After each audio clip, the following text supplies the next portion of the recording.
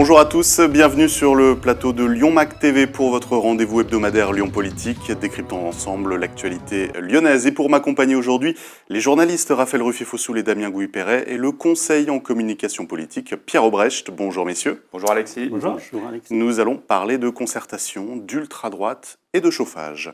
On commence avec Pierre Oliver, le patron de la droite lyonnaise, maire du 2e arrondissement. Ça faisait longtemps qu'on n'avait pas parlé de lui. Il avait envoyé un questionnaire à ses habitants pour les interroger sur les projets de Presqu'île à Vivre et de Rive Droite du Rhône, deux grands chantiers à venir et qui vont largement exclure la voiture du centre-ville.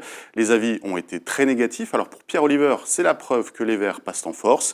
Et pour les Verts, c'est la preuve que Pierre Oliver bafoue la démocratie puisqu'ils ont été élus et que des concertations officielles sont menées.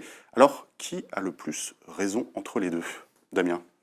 Je pense que ni l'un ni l'autre. Je pense que sur un projet comme ça, qui est un projet très très fort, qui va transformer la ville, qui est une vraie révolution, et qui ne concerne pas que les habitants d'ailleurs du 2e arrondissement et de l'hypercentre, je pense que ça concerne tous les Lyonnais, je pense qu'il aurait été de bonne loi éventuellement là de se poser la question de se dire, et si on faisait un vrai référendum dans la ville, puisqu'on parle de démocratie participative en permanence, et vraiment poser la question aux Lyonnais, parce que finalement, le centre-ville piéton, ça impacte aussi les gens qui habitent dans le 7e, le 8e, etc.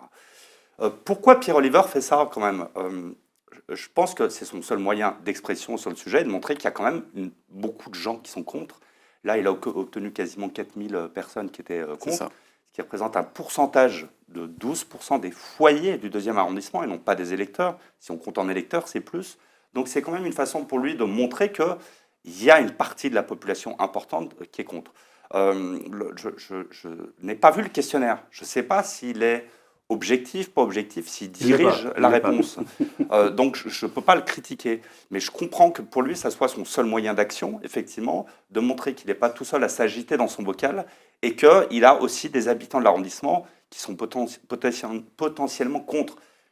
Le souci sur un sujet comme celui-ci, qui est important, on peut être pour, on peut être contre, c'est que je pense que ça mériterait vraiment des réunions publiques dans tous les arrondissements pour aller présenter, pour regarder quelles sont les conséquences potentielles, quels sont les intérêts, etc. Ce que j'en ai lu, je ne l'ai lu que dans la presse, en réalité. Et on sait bien que dans la presse, on est assez restreint en rédactionnel. On est sur des articles de 2500 signes, espace compris. C'est une demi-page du Progrès. C'est un peu réduit. Et je pense que ça mériterait vraiment des réunions publiques. Grégory Doucet aurait tout à gagner à faire ça.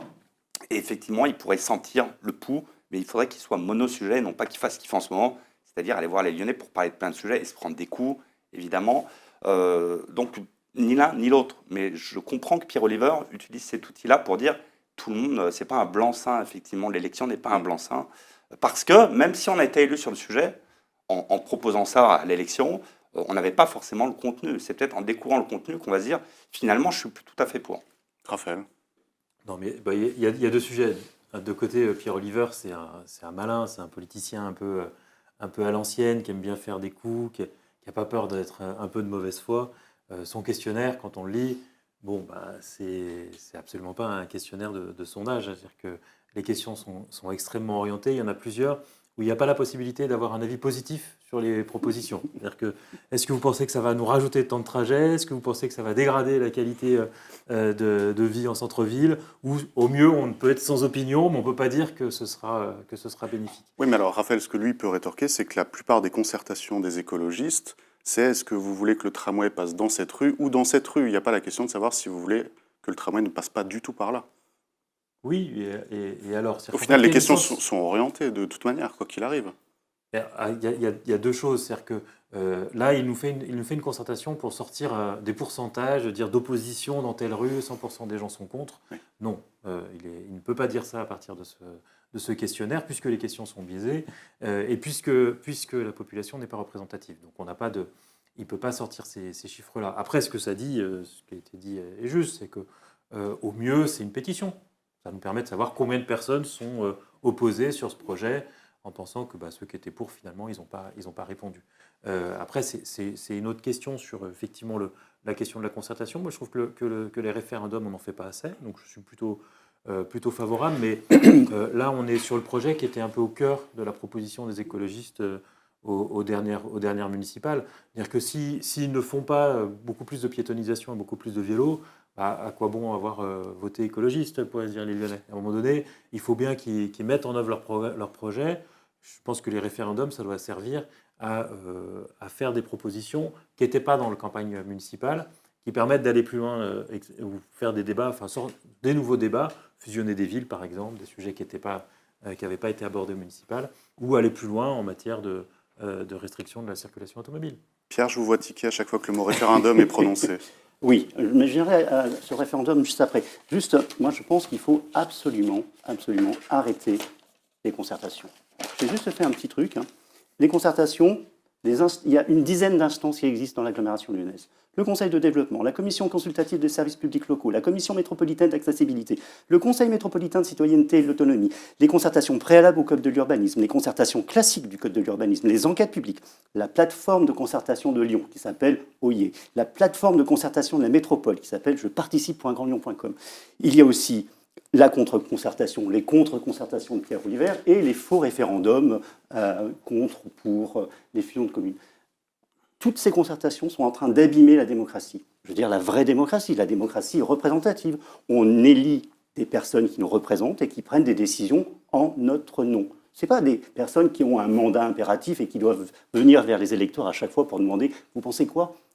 Je vous rappelle que le mandat impératif est nul en droit français. Je vous rappelle que Condorcet dit qu'il a été élu pour défendre ses propres opinions. C'est ça la démocratie. Après, si on fait des concertations toutes les 5 minutes, il ne faut pas s'étonner qu'on ait des taux d'abstention monstrueux aux élections. Ça sert à quoi d'aller voter pour désigner quelqu'un qui, finalement, au bout du compte, va demander aux riverains de décider un budget participatif, etc. Donc pour vous, Pierre, il faut qu'on retrouve le chef qui chef. L'élu qui représente. Et s'agissant des référendums, moi je suis tout à fait d'accord. Mais on peut peut-être répondre sur la concertation, parce que ce n'est pas ça l'objectif d'une concertation. Effectivement, l'élu est là pour décider, mais l'objectif de mettre une concertation sur un projet, c'est de faire remonter beaucoup d'opinions qu'on n'aurait peut-être pas pu avoir, puis des idées qu'on n'aurait pas pu, auxquelles le politique n'a pas forcément pensé, peut-être des problématiques qui sont spécifiques à une rue, qui n'ont pas été anticipées. Et ça, la concertation, elle n'est pas là pour sortir un pourcentage de pour et de contre et nous dire s'il faut le faire ou pas. Elle est là pour permettre à tout le monde de s'exprimer sur un projet et de l'améliorer, ce projet-là. Et donc, non, je ne partage pas du tout votre opinion. Et je pense qu'au contraire, il y a besoin de plus de participation citoyenne, que les électeurs se plaignent de voter tous les 6 ans et de ne plus jamais être concertés derrière. J'entends que ma position est un peu iconoclaste. Pour autant, pour moi, la participation citoyenne, comme vous dites, c'est une vision à l'ancienne, une démocratie mais je pense qui ne fonctionnait pas forcément mieux. Je pense... Les électeurs sont devenus plus exigeants. Je pense que plus il y a de concertation, moins il y a de valeur donnée à l'élu. C'est un point de vue, et on pourrait en discuter. Juste sur le référendum. Convaincu de l'inverse. Juste sur le référendum, il a de sens que s'il est décisionnaire, s'il donne la décision. Oui. Or, c'est un projet métropolitain. Il faudrait que ça soit donc la métropole qui l'organise. Parce que ce n'est pas la ville de Lyon qui porte. C'est pour ça que je dis projet. qu'il faut élargir, ça ne touche pas que le centre. Mais est-ce qu'on est prêt à faire un référendum sur la question du centre-ville, la piétonisation, au niveau de la métropole? Pourquoi pas? Mais ça serait un peu compliqué d'expliquer à tout le monde, à tous les électeurs du Grand Lyon, qu'on leur demande leur avis sur une question qui concerne le 1er et le 2e arrondissement. Alors, j'en reviens à ce que je disais, le 1er et le 2e arrondissement, ça touche tout Lyon et tout le Grand Lyon. C'est un lieu de rassemblement, on y vient le week-end, on vient faire ses courses. Alors, j'ai entendu ce que vous disiez sur le référendum, qui peut détruire éventuellement ce pourquoi les élus ont été élus. Je redis ce que j'ai dit tout à l'heure. Oui, les Verts sont arrivés avec un projet de piétonisation du centre-ville, et je l'entends, et c'est discutable, on peut trouver ça bien ou pas. Mais quand ils ont été élus, on ne connaissait pas le détail. C'est en connaissant le détail qu'on peut se permettre de poser les questions en disant est-ce que ce qu'on vous propose aujourd'hui, qu'on vous avait annoncé, est-ce que ça vous convient ou pas? C'est pour ça que je trouve que là, ça mériterait vraiment de faire un référendum. Après, je suis d'accord avec Pierre sur la multiplication des possibilités de participer. Je trouve qu'il y a trop d'organismes, on n'y entend plus rien. Finalement, il y a assez peu de personnes qui participent. Effectivement, c'est un moyen de donner son avis pour faire remonter une information. Il faudrait peut-être les réduire, tout simplement. Les supprimer complètement, non. Mais en tout cas, réduire toutes ces instances. Parce qu'effectivement, la liste, elle est assez impressionnante. Donc, c'est quand même pas mal de demander l'avis des gens, de les rencontrer, de faire des réunions publiques, la démocratie participative, etc. Mais sur un sujet aussi fort que celui-ci, il faut quand même se rappeler d'une chose, c'est que la ville de Lyon n'appartient pas à Grégory Doucet et la métropole n'appartient pas à Bruno Bernard. Et ce qui est valable pour eux était valable pour leurs prédécesseurs.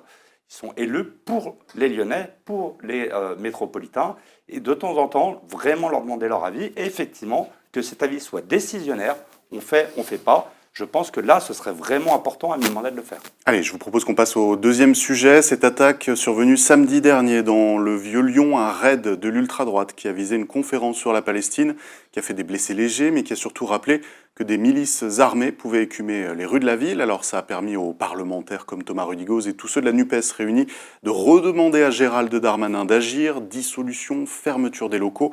On a déjà débattu ici de l'utilité de ces mesures qui ont déjà été appliquées par le passé. Ma question aujourd'hui, c'est est-ce que les Lyonnais sont mis en danger par ces tergiversations de l'État depuis des années? Raphaël.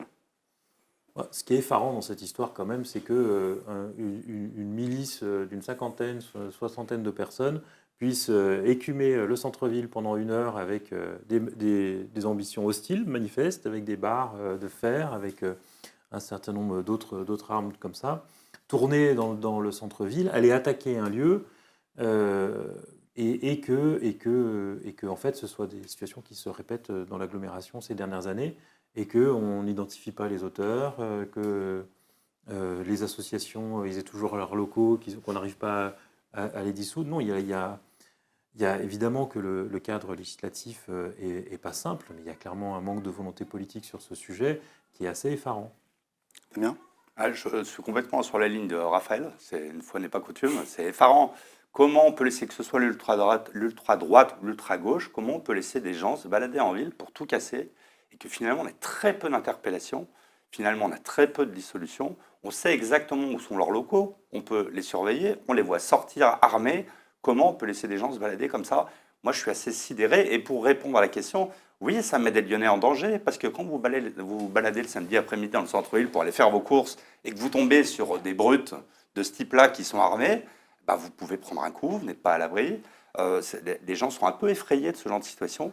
Et j'ai vraiment du mal à comprendre qu'on n'arrive pas à intervenir en amont, puisqu'on sait exactement qui sont ces gens, on sait où ils sont, on peut les surveiller à droite comme à gauche. En revanche, ceux de l'extrême gauche qui ont dénoncé cette semaine l'extrême droite font exactement la même chose de leur côté, débarquent dans les manifestations. Ils ne font pas des ratonnades.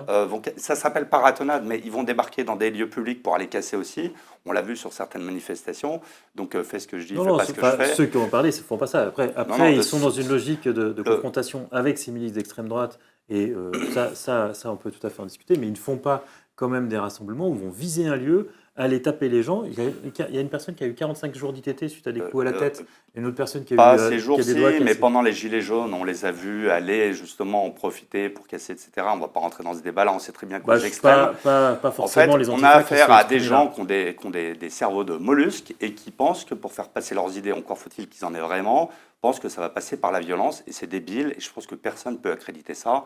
Et je pense que tout le monde sera d'accord autour de cette table pour dire qu'il y a un moment, il faut vraiment sévir et pas faire les choses à moitié.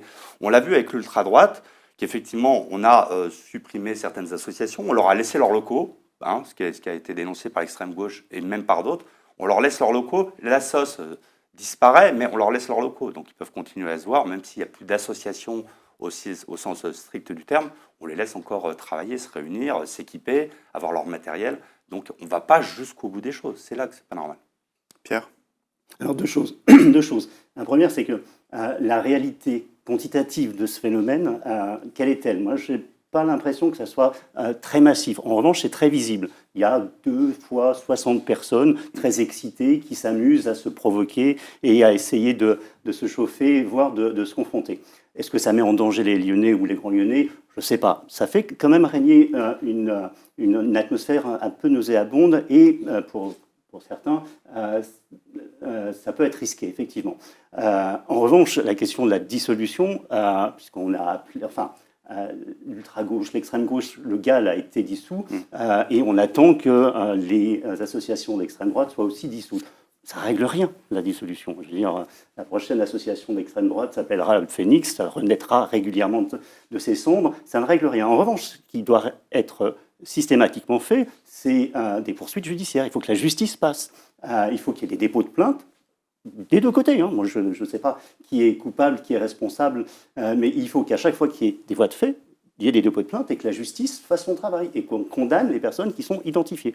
Ça doit être possible. On a quelques caméras, on a quelques indicateurs, ça doit être possible. C'est vrai que quand on en avait parlé à l'époque, j'avais rappelé qu'il y a une dizaine d'années, ceux qui faisaient régner la terreur à droite, c'était Alexandre Gabriac et Yvan Benedetti à Lyon, qui ont été écrasés par la justice et qu'on ne voit plus aujourd'hui. Donc c'est qu'effectivement, ça fonctionne.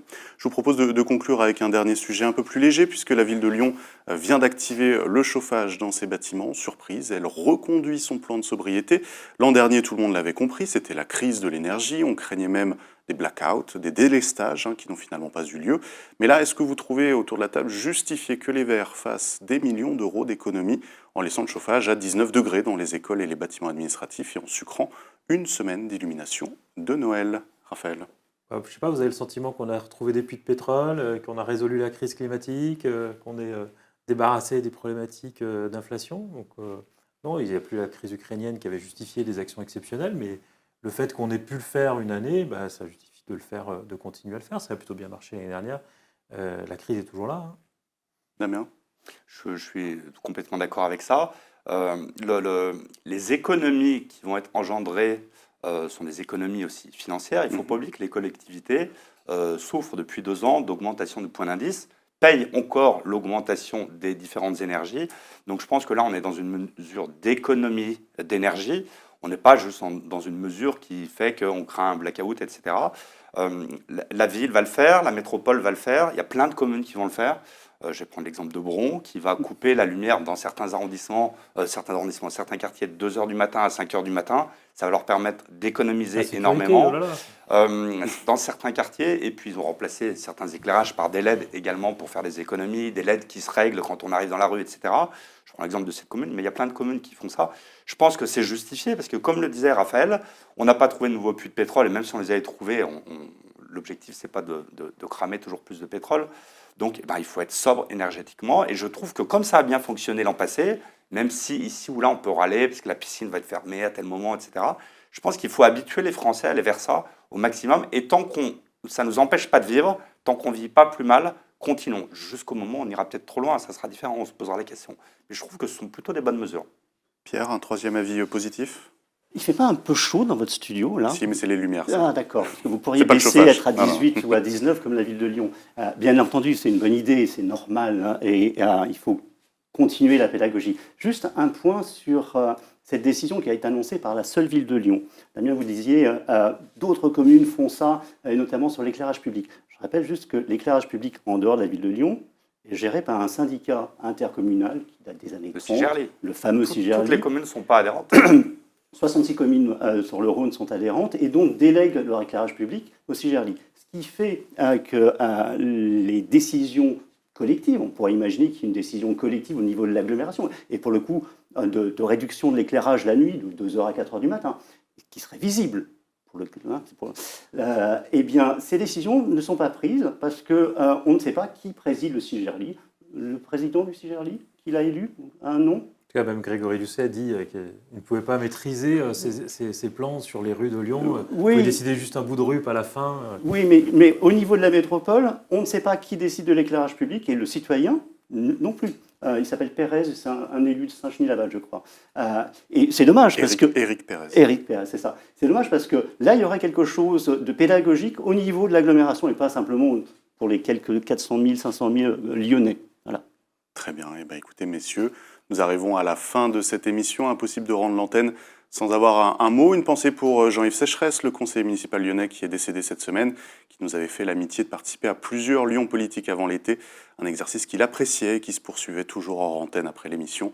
Ses proches ont aujourd'hui tout notre soutien dans cette épreuve. L'actualité continue sur lyonmac.com. À la semaine prochaine.